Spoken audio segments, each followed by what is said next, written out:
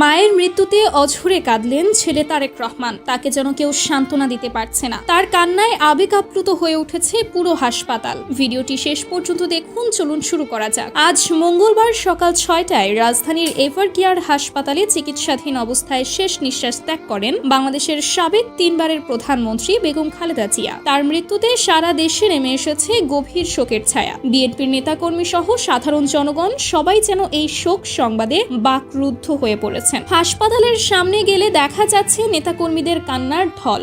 আর কয়েকটা দিন তুমি বাঁচায় রাখতা, তোমার ম্যাডাম যাতে নির্বাচনটা দেখে আল্লাহ মৃত্যু করতো।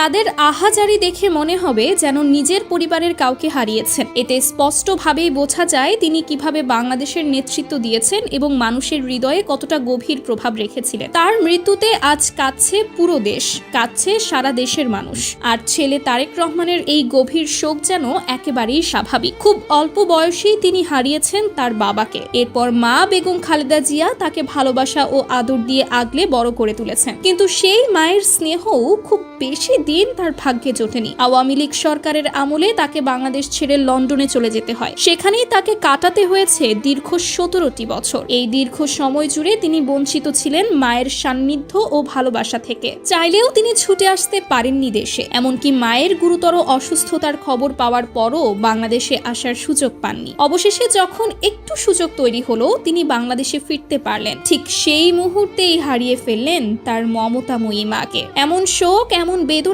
কোনো ছেলের পক্ষেই সহজে মেনে নেওয়া সম্ভব নয়। এই কষ্ট যে কতটা গভীর তা ভাষায় প্রকাশ করা সত্যিই কঠিন। এদিকে বেগম খালেদা জিয়ার মৃত্যুতে আগামী বুধবার থেকে শুক্রবার পর্যন্ত 3 দিনের রাষ্ট্রীয় শোক ঘোষণা করা হয়েছে। পাশাপাশি আগামীকাল বুধবার সারা দেশে সাধারণ ছুটি ঘোষণা করা হয়েছে। খালেদা জিয়াকে ঘিরে পরবর্তী সব আপডেট সবার আগে পেতে আমাদের চ্যানেলটি সাবস্ক্রাইব করে রাখুন।